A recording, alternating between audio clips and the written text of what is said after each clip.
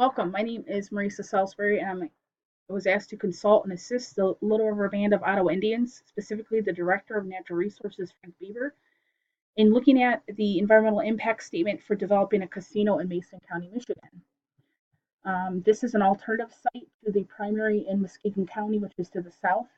This site would be a 45-acre casino complex, including casino parking and supportive facilities, and would take 12 months to complete. The purpose of the development is to contribute to the revenue of the Little River Band of Ottawa Indians, or LRBOI, encourage tribal self-sustainability, economic development, and self-determination. So we will be looking at the environmental and health impacts, but first the environmental impacts. One of the concerns is the fact, and it can be a pro or a con, of the Pere Marquette River, which runs close to this potential developed parcel. The Pere Marquette River is a 61 mile river that empties into Lake Michigan. So the increased property development and the ability to monitor water development are two pros. So in Michigan, we have snow, and snow melt actually causes contamination to various water sources, and trees actually increase snow melt contamination. By removing these trees from this site, it actually will decrease contamination into sources like the Pere Marquette River.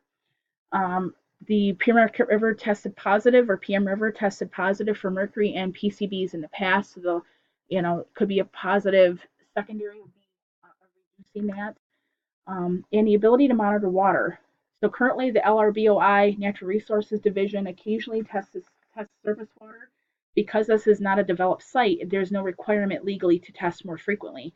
By developing this site, however, you'd have to regularly test it, and it would be the LRBOI working with local municipalities and the health department to ensure that the water source is not contaminated, which includes surface and drinking water.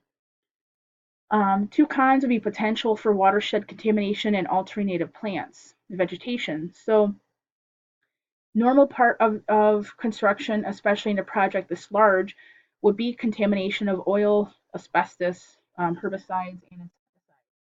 So that would be an obvious concern during the construction process of contaminating things like drinking water and the PM River.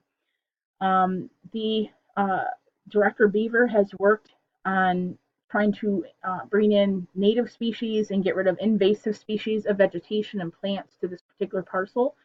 Obviously, that would change with development. The concern is with the increased traffic of what pests people could be bringing with them, these hitchhikers that could possibly contaminate the area. We've had issues in the past, and still do in most of our counties, if not all, of the emerald ash borer beetle and the New Zealand mud snail. So you're talking about any of these hitchhikers being brought in by this high traffic area and increasing these pests and decreasing native plant species in the area. So health impact pros would be increased revenue to local municipalities and increase in healthcare options. The state of Michigan requires casinos, if they're owned and operated by Indian tribes, they have to provide 2% of their yearly revenue to local municipalities.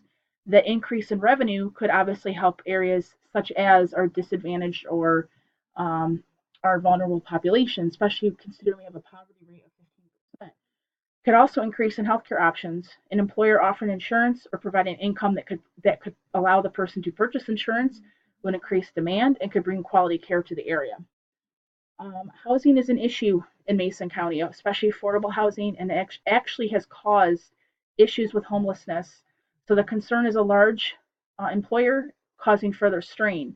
The casino they own to the north of County has 700 employees. Granted, it's not going to be as big a complex. That one has casino, recreation complex, a RV park, a hotel, and so on. The fact that a casino will be 35 or 365 days a year, 24 hours a day, would definitely affect a large number of people and bring them in for employment. It could put a further strain. So the proposed action is collaboration. The thought is creating a collaborative governance body that's similar to an incident command system. If you've done emergency response and you're familiar with the ICS, this allows for multiple agencies, multiple organizations to take part in planning and mitigating factors that could be from having this proposed site. Can also help with things like, where's the money going to go? This increased revenue.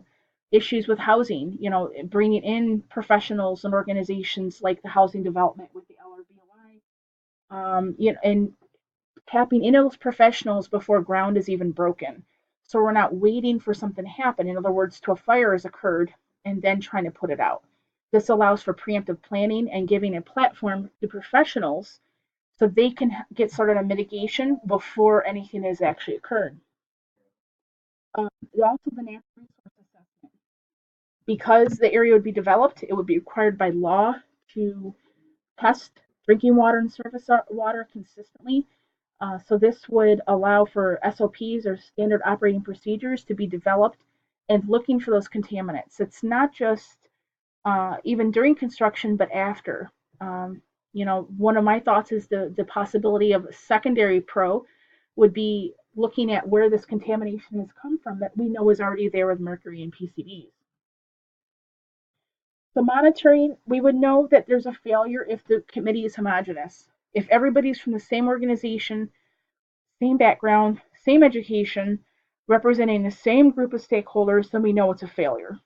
There definitely needs to be a group that is made up of different people so that we're representing our community to the best of our ability. And if we're getting a lot of negatives, especially if we're talking about testing and assessing.